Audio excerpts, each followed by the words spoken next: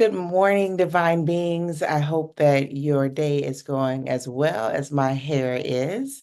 I'm having a good hair day and really grateful for this Panamanian humidity that is helping my curls really grow into their gray, their new life as gray curls. So that's how I'm starting the day. I'm pretty excited about having an introductory level conversation on the communication aspect. Yesterday, we kind of tapped into how to ask for what I want, but today I want to explore a couple of strategies that I find to be particularly useful in learning to communicate. I know is, excuse me, what I know is I did not get any education on communication. I learned a lot of languages as a child. I learned Spanish, I learned Japanese, and I learned Arabic, and I learned English as a child. And all of these in my mind were things that I can communicate with people. I can go out in the globe and communicate with people across the lands. No matter where I go in the world, I'm probably going to find somebody that speaks one of those four languages: English, Spanish, Japanese, or Arabic. My mom put me on the path to success, right? Well, it turns out that communication is not speaking to people, but it's being heard. And that part I was clueless on. And the more and more I work with couples and individuals, actually, the more and more I'm realizing, like, yo, we are all pretty clueless when it comes to artful communication. And I wonder if we just had some ideas about what communication looks like, if our relationships and our communities might be a little bit different. I have an immense amount of faith in the idea that we will develop stronger communities through the erotic practices that I teach at the Institute. Yes, I want you to have better orgasms, and I also want you to be in right relationship with each other. And I don't see those two things as separate.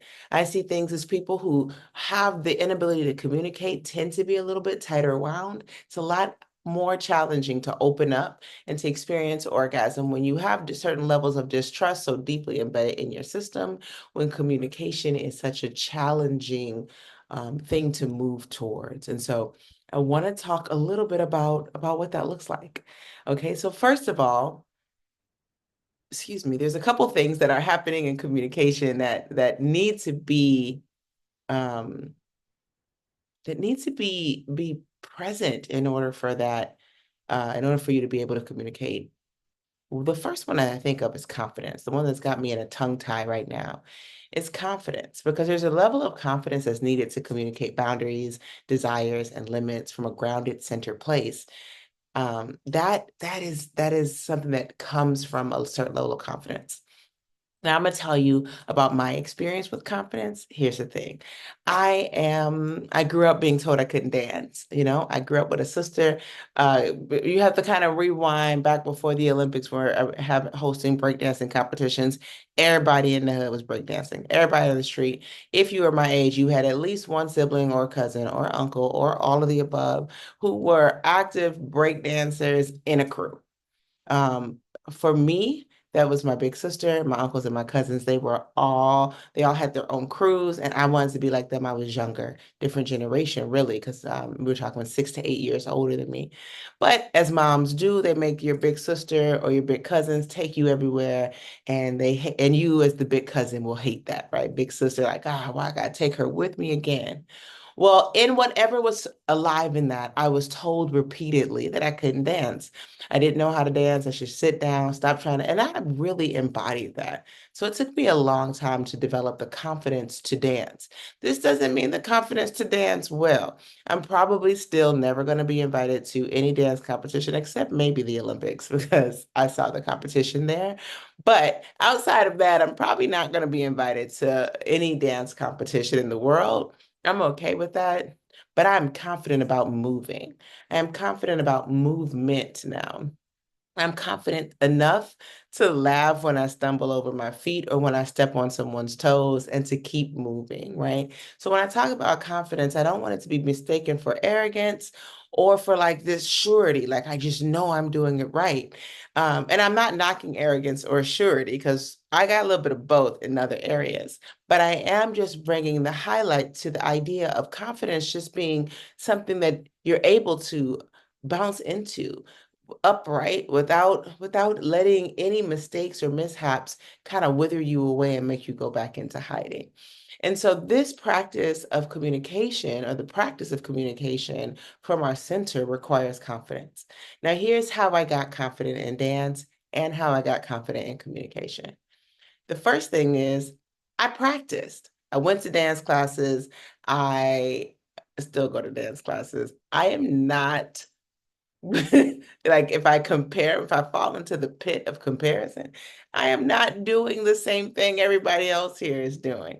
And somebody might be looking at me thinking I can get to her level at least. And that's fine. So I just let the devil of comparison not be in the room with me, but I will go to all kind of classes: salsa, merengue, bachata, rumba, samba, African, West African, kizomba, all the dances that I can touch, belly dancing. I don't care. I'm going. I'm going. If there's a class and it's available before my bedtime, I'm going to be there. And that practice of moving my body has, with some guidance, has really developed a sense of confidence in that I know that I can dance. Now, this is not, I know that I'm the best dancer. I know that I can dance extremely well. This is just simply that I know that I can, and that that is something that I want to be able to do. Communication feels the same way for me. I know that I can communicate, and it's something that I want to be able to do. I want people to know, those that are close to me, those that are intimate with me, those that are connected to me. I want them to know what it is that I want and desire, what it is that I'm moving towards. I want them to support me in whatever ways they can, energetically, emotionally, physically, verily, however it looks. And that only happens by communicating. And so I have to get in the practice of doing so confidently. Now, when we go back and we look at the circles that I talked about, those boundaries, I'm going to practice that more on my inner circle, on my ITP. I'm not going to practice that out there in the world where rejection can feel real challenging. I'm going to practice that where I know rejection is safe and where I know communication is safe. So that's the first thing, just having that confidence, right? Second thing is having that self-regulation. Self-regulation is a skill that I really think more of us would benefit from asking for from our therapist. Like we go to therapy, and a lot of us are going to therapy and we're just talking. We are hoping that they can fix us, but they are not really, they're oftentimes listening for what we are letting them in on, and we may not open up to this stranger with the clipboard. A lot of times, if you're struggling with self-regulation, just asking your therapist for tools and the opportunity to practice some self-regulation tools during your session, it's going to go way further than regression talk therapy, in my opinion. Now, this is not to say you might not need a variety of styles of therapy. However, if you are struggling with self-regulation, that communicating from your center is going to be hard, because the idea is that when I am centered, I am self-regulated. I am regulating. I am able to gather myself, right? I will be swung out. Today it is early in the morning. I anticipate being swung out from my center no less than 100 times. It happens every day. Something I read, a news flash, they're gonna text me about another trip to go vote. Like everything is just kind of for a moment, just move like, oh, why lose my number? Can I come back to center? How long do I stay over there? Do I stay over there and I just go on and on about, God, it's the 700 texts that has sent me this week and I'm blocked everybody? Or do I just come back to my center with grace and ease? How long does it take me to come back? Right? Like that is self-regulation in a short, easy, palatable version that we probably all are experiencing right now, right? So I want to look at like how long it takes for me to come back. Because when I go to communicate from my center, I am oftentimes returning from out there, right? Someone asks me something and I think, First ask, oh, they got me fucked up. Right? Here I am. Here I am over here. Like, why the fuck would they ask me that? Oh, I'm way over there. They must think I'm boo-boo the damn fool. Oh shit, I'm way over there. Right? And I just keep swinging out, swinging out. Or I get to a point where I'm like, they must think I'm boo-boo the fool. And then self-regulation voice can kick in and say, well, wait a minute, maybe we misunderstood. Maybe we should seek some clarity. Let's ask for a reframe from this place. Let's not ask from the place that we could get pulled out to. Now I might go back out there, depending on the reframe, but I have the capacity to return back to center and say, I'm sorry. I don't think I heard you correctly, or I don't think I'm understanding the ask. Can you repeat that to me in a way that can be more clear for me? Right? Or whatever. That's just an example, right? So that ability to self-regulate is really important. The third thing that's really important is choice. Do I have the choice, or do I have to be in this moment? Do I have to be in this conversation? Because if I feel like I have no choice, then my regulation is going to be off, and my confidence is going to be off as well. Because I want choice. The human needs choice to navigate this world. And so if I'm in a space where I feel like either my choices in the conversation are limited, or I have no choice but to be in conversation, then a lot of these tools that I'm teaching you aren't going to work. And so really being able to express choice, experience yourself at choice when it comes to communication is critical mass for this work. And what that can look like, and this is just one example of what that can look like, is I'm not in the space to have this conversation today, and I want to table it. But it's really important to me, and I want to come back to it. Can we schedule some time tomorrow afternoon when I don't have work and I don't have a heavy schedule to just sit down face to face to talk about this?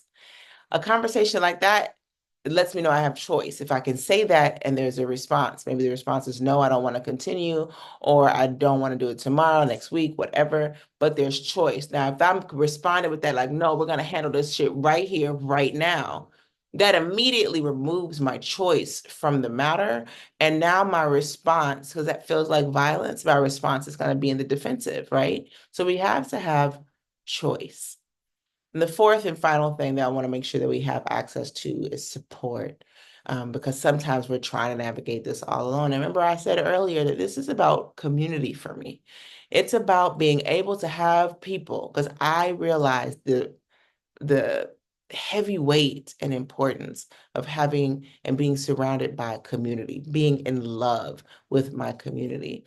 And a part of that is that I can call on community when I am under-resourced to support me and whoever I'm having that conversation with. That somebody in my circle, in my inner circle, my ITP, can hold space, can be neutral, can be supportive, can hear my story, my side, my version of the story, what's impacting me, and help me understand and articulate, and the vice versa on the other side. That might take a little longer, so we start step by step. All right. So that's the first part of what we're moving into today. Now, some things that help you come to center. We did a centering practice earlier, and in the resource guide, there'll be several examples. You'll find several examples of centering practices. I really rely heavily on the centering practice from Strozzi Institute, which is the one that you'll have access to. And I've got a lot of questions about like centering versus grounding, centering and meditation. And some people are like, well, I center while I do this, and I center while I do this.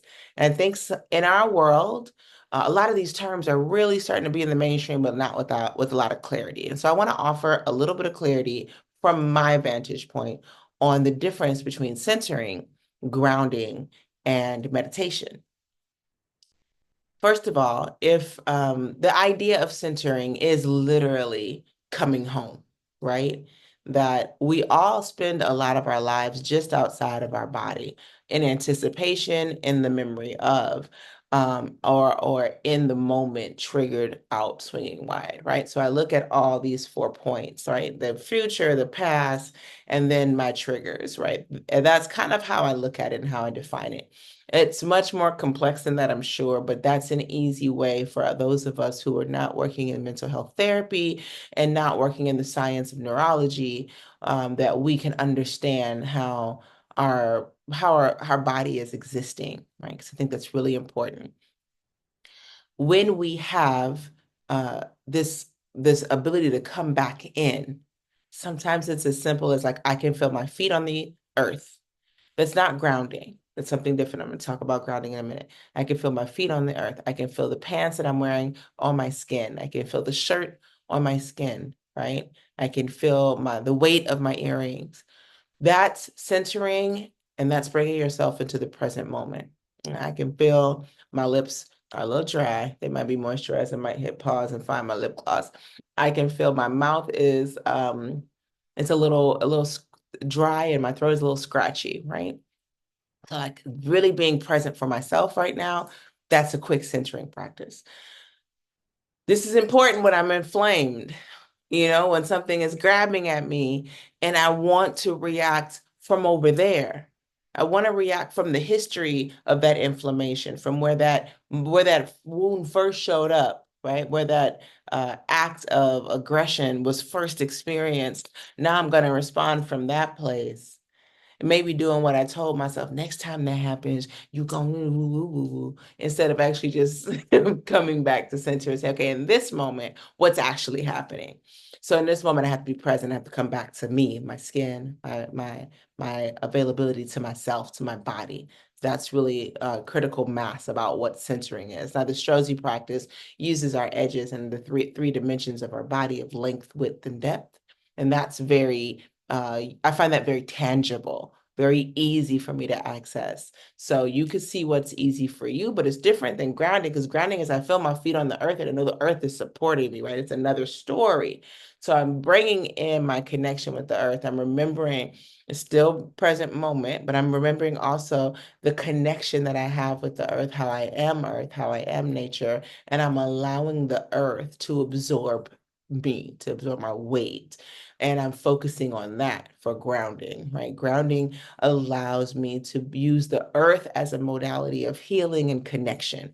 A little bit different than centering, still super valuable.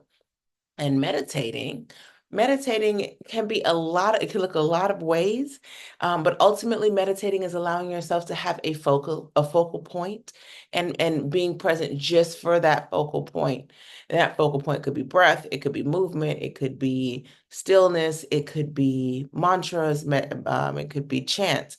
But that's when we're looking at meditation, we're really trying to just tune out as much as possible and focus on a thing, a particular thing. It could be just energy.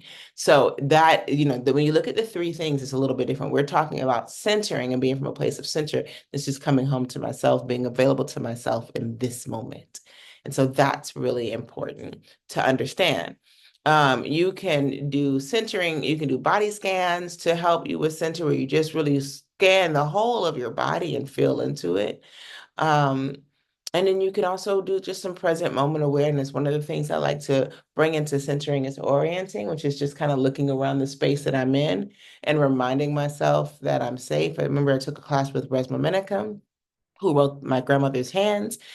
And in his work in the beginning, he was like, just identify the doors and the windows and remind yourself that you are at choice and you can exit the room at any time. And that is something that sometimes in that moment of like, oh, I'm going from this memory, and that memory may be tied to getting away. It may be tied to fighting and then running, right? So I may put up an argument and then storm off. That may be the way that I move. In this case, with centering and orienting, I can kind of look around and say, okay, wait, I actually have the choice. I can leave whenever I want to. And I don't have to have that full-on conversation, but if I can get in the practice of looking around and identifying exits, then I can settle my nervous system by reminding it that we do have choice. We have exit strategies at all times. And those are things that are really important for communicating from center.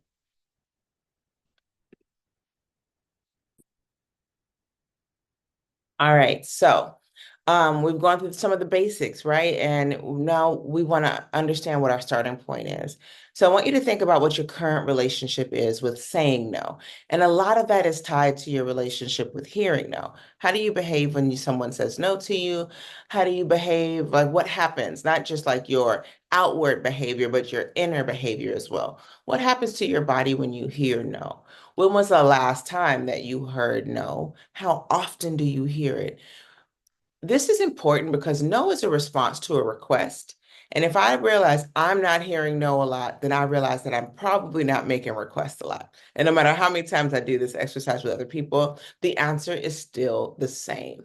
I'm not hearing no because I'm not making requests. And if you're not making requests, then you're not communicating your needs from your center. You may make announcements. I sure, Kadera said yesterday in the class, I want my booty rubbed, right? That's not a request. A request is, will you rub my booty or will you pay for my booty rub? Those are requests, right? So if I'm making actual requests, I'm going to be hearing no more often, and I'll be more familiar with my relationship with no. Here's what I noticed. I noticed that if we don't have a relationship with hearing no, then or which means a relationship with request, then we actually struggle with our relationship with saying no because we are, in essence, reciprocal beings. Like we want to give what we get. And if we're not hearing no because we're not making requests, then when somebody requests something of us, we don't often say no because it takes the practice of being in it. We don't want to say no. What if they die? Well, you don't know that if you have not heard no a lot and survived it as well. So the practice of hearing no and saying no are the same practice. I want you to, though, just examine what is your current relationship with saying no? How many requests are you getting? Are they actual requests? Are they asking you? Are you really saying no? What does it look like for you? I want you to examine that and spend a few minutes, hit pause, and come back to this in 5 minutes. And just spend a few minutes writing about your current relationship with saying no. All right?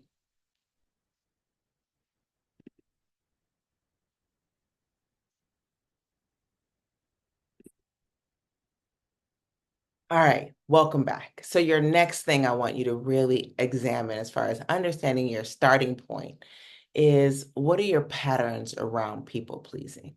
What does it look like for you to be in a state of people pleasing? And now before you get defensive, be like, me, I'm not a people pleaser. Fuck that. I got other issues. That's not my issue. Let me just remind you that if you go back to the workshop on belonging, that people pleasing is a natural innate tendency that we have. And it's totally beautiful that we want people to experience pleasure and we want to be the cause of said pleasure. It only becomes problematic when it overwhelms the system, when our system is aligned with people pleasing more than self pleasure, when our people, when we abandon ourselves to take care of others, and when we can't tell the difference between offering pleasure to people and hoping that people are pleased by our presence. So here's a quick way to just kind of do some inventory on, am I a people pleaser? And this is by no means a comprehensive examination of am I a people pleaser or not, but this is just some things that you may find yourself doing that may be a sign that you're leaning a little bit too heavy into people pleasing, and also some things that may help, right? Number one is that you just can't say no, right? You have this fear of disappointing others, fear of conflict, desire to be liked. So you don't say no, you come up with alternative suggestions, you come up with new frameworks, all of that, right? And so again, we work on this simply by practicing no, by making those requests, saying no to minor requests, practicing things like I'll need to think about it, or can you give me some more information about what exactly you need from me so that you can give yourself time to consider your own needs. The one that bugs me beyond compare is the excessive apologizing, the I'm sorry, I'm sorry, I'm sorry. And you know what has made it really stand out to me is when I'm in other countries where I'm speaking another language, that word does not exist in the way that we use it. It is a very passive, minimizing American North American statement, like, I am sorry for this. People will say, forgive me. They won't say, I'm sorry. They'll say, excuse me, but they won't say, I'm sorry. So it's really one of those things that when I hear somebody excessively using that word, then I really realize they're feeling responsible for other people's feelings. And they're assuming blame to avoid conflicts because why are you sorry? You don't even know. You're just assuming the blame of the situation so that there's no conflict. Our mantra, oh, and sorry, just one of the things just to work on that is just work on eliminating that fucking word from your vocabulary. I'm sorry can just, if you punch somebody in the face and you didn't mean to, okay, now you're sorry, right? I was yawning and oh shit, I am so sorry. That's different. Than the way that we excessively use it. So just be mindful of that. Uh, Things like instead of saying, I'm sorry that I'm late, instead of saying, well, I don't know about late, because late, I want you to apologize to me if we had the time. But thank you for your patience if you're running a little behind. Thank you for, your grace as opposed to I'm sorry. Just playing around with removing that word from your vocabulary. One of the other things, our mantra at the Institute is I'm not responsible for the feelings of others. And that responsibility, like when you feel responsible for how others feel, you carrying that burden teaches you one thing and one thing only, and that's how to prioritize other people's emotions over your own. It is really, really, really impossible to communicate from center when you've already centered someone else's emotions. Um, all right, where all my praise hordes at? Yeah? Okay, cool. If you have a praise kink, it's cool if you own it. However, if you need praise to feel good in your body, if you need praise to feel aliveness, then you may find that your self-worth is heavily tied to external validation. Now, I say heavily tied because as humans, we all need to be validated. It's a human fucking need to be validated. So don't be like, oh, why you need validation? I don't need validation. You are lying. Everybody needs validation. But when I have to get most of my feel-good energies from external validation, that's when I'm going to have a hard time communicating my needs because I'm so worried about what's coming in from out. So focusing on your own internal values, really learning to celebrate your own achievements, your own successes, really learning how to articulate your own needs, wants, and desires without worried about the blowback. That is the practice of making sure that you are self-validating as well as externally validating, okay? When I see somebody that's avoiding conflicts at all costs, I am raising my eyebrow. That sounds like a people pleaser to me. They're avoiding conflict because conflict and rejection are tied to them. Conflict and disapproval are tied to them. And so we're working on kind of figuring out how to move that out of the system. Healthy conflict is a part of the human experience. It's a normal part of any relationship. Fighting, though, is not. So if I've only witnessed conflict in hoo-has and brawls, then I'm definitely going to be leaning into my people pleasing because I don't want to experience that level of trauma again. But recognizing that that is a part of the system, but not the whole, right? Recognizing that conflict can exist without the fight, without the violence, and really working on assertive communication to express needs and boundaries, knowing that conflict might show up and that we'll all walk away from it okay is important. Again, this goes back to those circles. If I don't have a space where I know that's safe, I'm not going to practice it. This is all make believe. So making sure that you have carved out your inner circles, your ITP, so that you know who is safe to actually be in conflict with, because conflict is as much a part of love as anything else. All right. So those are a few things that are, will shine a light on you being a people pleaser, leading too heavily into people pleasing. All of those will result in you prioritizing other people's needs over your own, and they will also leave you to be exhausted and resentful, and you will absolutely struggle to express yourself, to ask for what you want, to communicate your boundaries, to say yes, to say no. All of those things will become a struggle because of fear.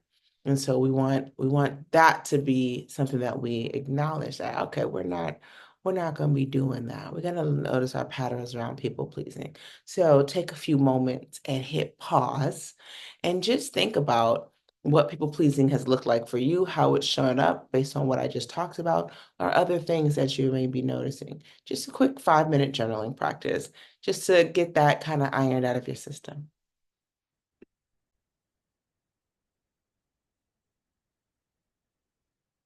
Okay, welcome back.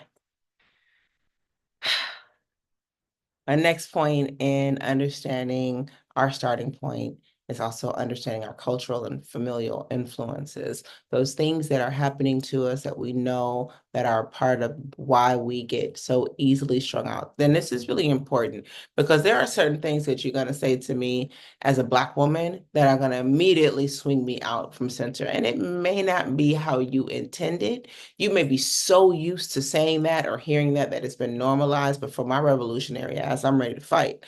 And so it's really important to understand our starting point because a big chunk of our starting point is the society and the reality of our social economic status that shapes us, our familial influences that shape us, our cultural influences, like my religion, my religious background, my a-religious background, whatever, all these things are going to shape how what your starting point is. And so just being mindful of that and taking note of that. And you can start jotting down some things that you know that shape you. Did you grow up in the church? Did you grow up deeply in the church? Was you sanctified and holified? Did you grow up wearing hijab? Did you grow up and praying 5 times a day and seeing the position of woman as this? Did you grow up like this? Did you grow up eating these things and hearing these things? Like all of these parts. Did you grow up with corporal punishment? Did you grow up in a household where violence and yelling and screaming was normalized? All of these things are shaping our starting point from the conversation. And we have to be aware of that if we're going to communicate from our center. Now, let's get to the juice. The juice is that what I'm really looking for is my body's voice. And so I want you to work on identifying uh, physical cues, which can be like muscle tension, changes in posture, tension in the face, the moisture in my mouth, sweats, cool temperature changes of the body, right? Things like that that are all physical cues the body is going through while navigating complex conversations, while attempting to communicate one's needs.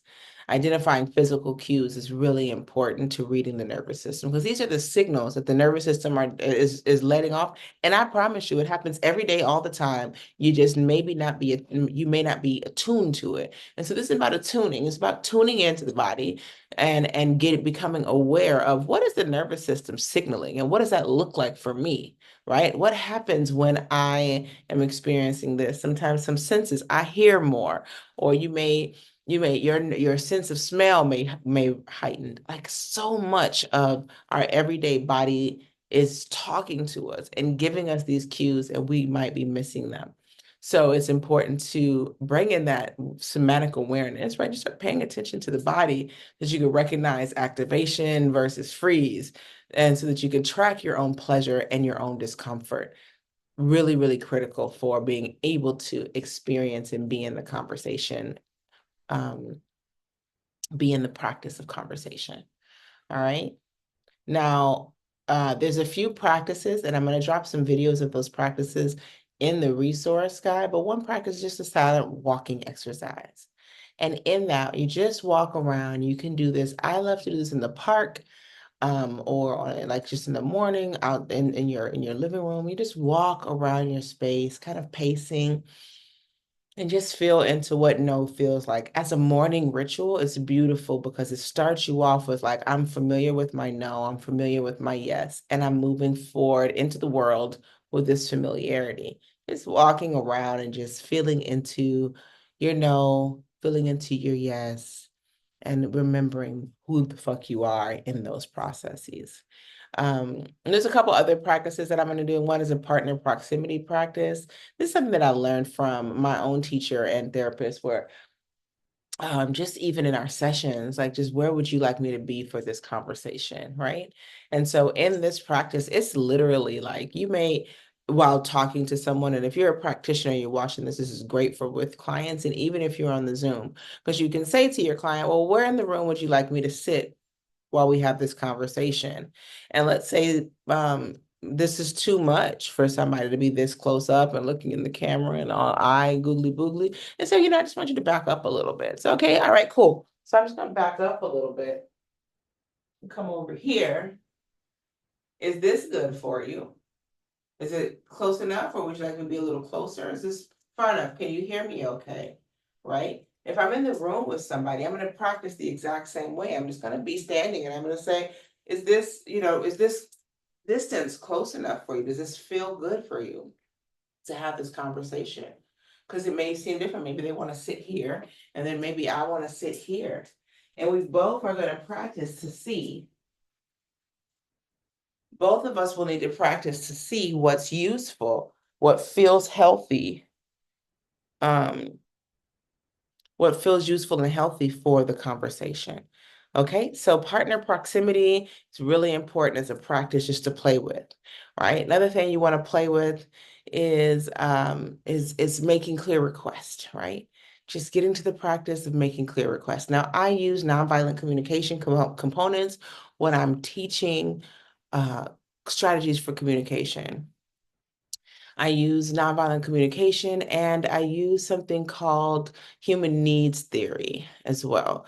And so those two things are really important because they both are looking at, like, here are these very important human needs. These are universal human needs. Everybody needs them. Some people are getting them met all the time and don't know they need them. I always say this when we talk about pretty privilege. What we're really talking about are people who are getting a certain amount of validation every day, and from the general public, from social media, from marketing, from advertising. We see ourselves in those things every day, so we have this validation that we are worthy automatically built into the system. Validation, though, is a need for everyone, and some people may be looking for it more than someone who has quote unquote pretty privilege because they are experiencing a different level of validation all the time. That's a human need, though. And so we're acknowledging that these universal human needs exist and that we're all using different strategies to get those needs met. And in nonviolent communication, one of the things that I love is that reminder that conflict occurs at the point of strategy, not at the need. We all have the same needs, but the strategies that we're using to get those needs met, that's where the conflict exists. That's where the triggers and the activation, that's where the disruption exists, right? And so we use these two kind of communication frameworks, if you will, to get to know what our feelings and our needs are, to be able to identify them, and to practice making clear requests so that we can hear no with grace. When we start to do that, we get in a practice of the ability to communicate our no, the ability to communicate our yes. When I talk about consent, I need us to be in the practice of communicating our yes. That is a key part of this work. All right. So, with that being said, I want you to think about a need that you have that you really want to have met. And maybe it's something that you thought you were asking for, but as you think about it, you did not say, will you or may I? You hinted around it. You did it yourself, hoping that someone would understand and do it for you. And so your exercise for this part of this morning is to spend some time kind of working through that. So there's 4 points that I want you to do. First, I want you to make an I statement. Like, this is where we really name our need for ourselves and for whoever we're communicating with, right? I am really thirsty right now. Okay, I statement. I'm gonna give you a simple one because it's easy for just the demonstration. You can make this as complex, as sexy, as erotic, as professional as you need to make it, but starting first with the I statement. The second thing you're going to do is you're going to make a clear request. And the clear request is simply, will you bring me a cup of water? right? So I am thirsty. Will you bring me a cup of water? Or will you bring me some water? Right?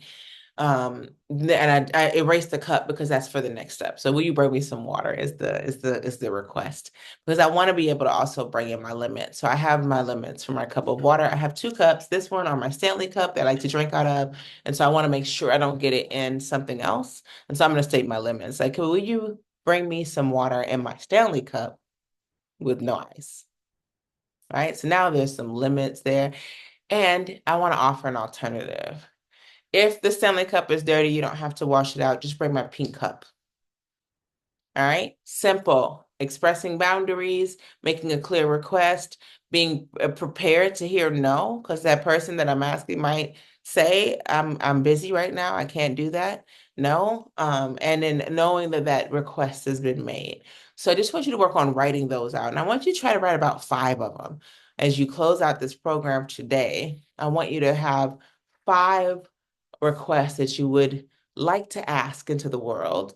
Maybe you know exactly who you want to ask, maybe you don't, but needs that you have. So I statement reflects your need, a clear request, whatever your limits and your alternatives to that.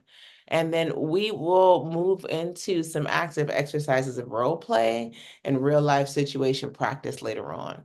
In my session later on, we'll also do some group problem solving, and I'm going to share some communication templates with you so that you can know how to start to communicate from your center, how to have more healthy relationships, more healthy dialogue within your relationships, and how to experience more whole, authentic, unadulterated love and loving responses, how to handle no's, how to articulate them, and most importantly, how to say yes to the things that you really want.